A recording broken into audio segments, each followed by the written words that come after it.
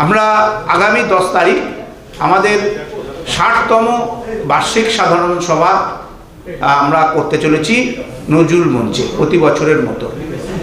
এবং এই বছরের একটা উল্লেখযোগ্য ব্যাপার যে আমরা হীরক জয়ন্তী বর্ষ অর্থাৎ 60 বছর হীরক জয়ন্তী বর্ষ আমরা পালন করতে চলেছি।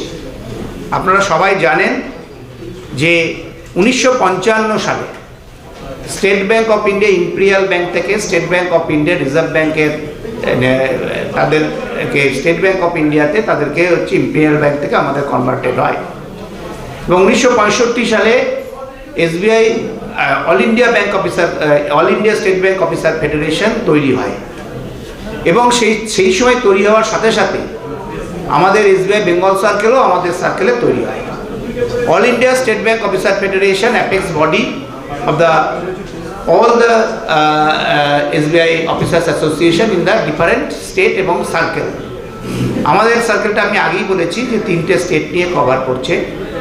এবং SBI All India State Bank Officer ফেডারেশনও এই বছরে আমাদের সঙ্গে সঙ্গে হীরক জয়ন্তী বর্ষ পালন করছে। এবং এই গুরুত্বপূর্ণ সময় কিন্তু আমরা হীরক জয়ন্তী বর্ষ পালন করতে চলেছি। আপনারা জানেন যে 1969 সালে যে শুরুটা হয়েছিল 1955-এ স্টেট ব্যাংক তৈরির মধ্য দিয়ে রাষ্ট্রায়ত্তকরণ পাবলিক সেক্টর করণ ব্যাংকের, সেটা কিন্তু তার পরিপূর্ণতা লাভ করে 1969 সালে ব্যাংক জাতীয়করণের মধ্য দিয়ে। এবং এই সময়কালের মধ্যেই 1965 সালে আমাদের জন্মগ্রহণ, আমরা তৈরি হই। এবং অত্যন্ত উত্তাল সময় ভারতবর্ষের অর্থনৈতিক অবস্থা সে সময় আপনারা সবাই জানেন, স্বাধীনতার পর বিভিন্ন জায়গায় অত্যন্ত তখন খারাপ অর্থনৈতিক অবস্থা। তৎকালীন প্রধানমন্ত্রী শ্রীমতী ইন্দিরা গান্ধী তিনি ব্যাংক জাতীয়করণ করেছিলেন যে দেশের সার্বিক উন্নয়নের সাথে। এবং তারপর আমরা দেখেছি যে সারা ভারতবর্ষ জুড়ে একটা উন্নয়নের ধারা বিভিন্ন ক্ষেত্রে, সে সবুজ বিপ্লব বলুন বা ডিম উৎপাদনের ক্ষেত্রে বলুন বা আপনার মাছ চাষের ক্ষেত্রে বলুন, সমস্ত ক্ষেত্রে রাষ্ট্রায়ত্ত ব্যাংকের হাত ধরে, particular state Bank of India in general রাষ্ট্রায়ত্ত ব্যাংকের হাত ধরে এর কিন্তু একটা সাংঘাতিকভাবে কিন্তু ভারতবর্ষের উন্নয়ন সাধন হয়।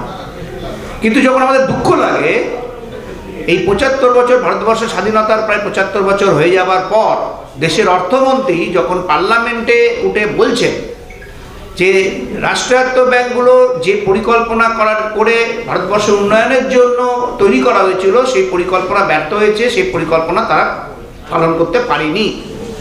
আমি শুধু একটুখানি সাংবাদিক সম্মেলনে মনেই করে দিতে চাই যে এই সময়কালের মধ্যে শুধুমাত্র অর্থনৈতিক উন্নয়নের ক্ষেত্রে না, ভারতবর্ষের যখনই যে কোনো জায়গায় প্রয়োজন পড়েছে ডিমনিটাইজেশনের ক্ষেত্রে সরকারের যে উদ্দেশ্য ছিল, আমাদের ব্যাংকের কর্মচারীরা রাত পর্যন্ত জেগে সেটাকে তারা সুষ্ঠুভাবে যাতে করা যায় সেটা তারা করেছেন।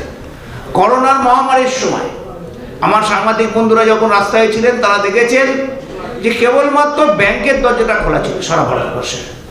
আজকে এসআইআর প্রক্রিয়া চলছে, যখন এসআইআর প্রক্রিয়া চলছে এবং আপনারা জানেন কেবলমাত্র ওয়েস্ট বেঙ্গলেই মাইক্রো অবজারভার নিয়োগ করা হয়েছে।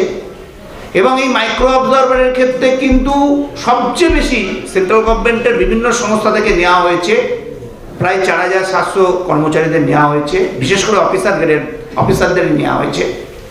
এবং সেইখানে কিন্তু অর্ধেক অংশ ব্যাংকের থেকে নেওয়া হয়েছে, কোনো প্রাইভেট ব্যাংক থেকে নেওয়া হয়নি, রাষ্ট্রায়ত্ত ব্যাংকের থেকে নেওয়া হয়েছে।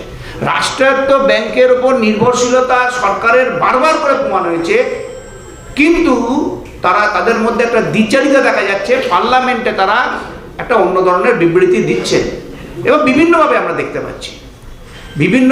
দেখতে পাচ্ছি যে লোক নিয়োগ থেকে শুরু করে ইনফ্রাস্ট্রাকচারের ক্ষেত্রে শুরু করে নানা রকমভাবে রাষ্ট্রায়ত্ত ব্যাংকগুলো বা রাষ্ট্রায়ত্ত যেভাবে বিএসএনএলকে তার পরিষেবাকে নষ্ট করে মানুষের মধ্যে একটা বিভ্রান্ত ছড়িয়ে এবং মানুষের মধ্যে একটা নেগেটিভ বার্তা ছড়িয়ে যখন যেভাবে তারা নষ্ট করেছেন বা করবার চেষ্টা করেছেন, সেইভাবেই কিন্তু আজকে ব্যাংকগুলোর উপরও সেই খড়গ তারা নিয়ে আসছেন, সেই ধরনের আক্রমণ তারা নিয়ে আসছেন।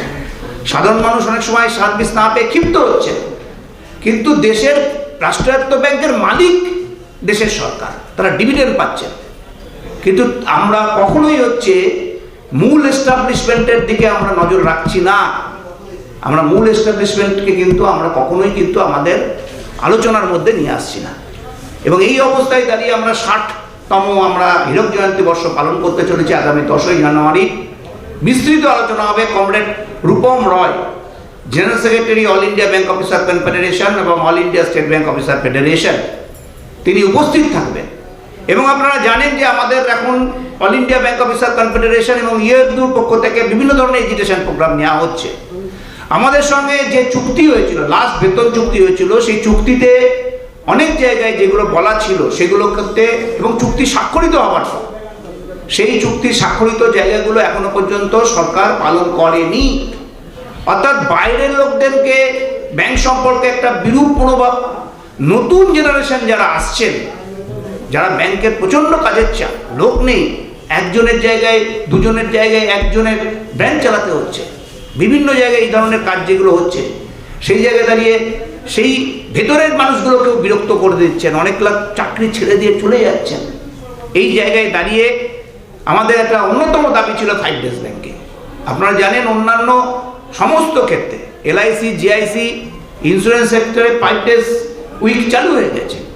বিশ্বের উন্নততর দেশেরগুলোর ক্ষেত্রে সেখানে 4 ডেজ ব্যাংকিং চালু হয়েছে। সরকার ডিজিটালের কথা বলছেন, ডিজিটাল প্ল্যাটফর্মের কথা বলছেন, কিন্তু এখনো পর্যন্ত চুক্তি স্বাক্ষরিত হবার পর 5 ডেজ ব্যাংকিং হয়নি। ইউএফবি অলরেডি এজিটেশন করছেন। আমাদের 30 তারিখে সমস্ত টাউনগুলোতে আমাদের ইউএফবির পক্ষ থেকে এজিটেশন হয়েছে। আমাদের আগামী 5 তারিখে কলকাতার বুকে আরেকটা বড় ধরনের এজিটেশন হতে চলেছে ইউএফবির টাকা। এবং আমরা এখনো পর্যন্ত আমাদের আলোচনা চলছে এবং আমাদের ইউএফবির যে পরিকল্পনা আছে ডিসেম্বরের শেষ দিকেই আমাদের একটা ধর্মঘটে যাওয়ার পরিকল্পনা আছে। তার সঙ্গে অনেক আনুষঙ্গিক অনেক বিষয় আছে। সেই জায়গাটা নিয়েই কিন্তু আমাদের আলোচনা হবে। আগামী 10 তারিখে অল ইন্ডিয়া জেনারেল সেক্রেটারি আসবেন। সুতরাং এই প্রসঙ্গেই আজকের এই সাংবাদিক সম্মেলন।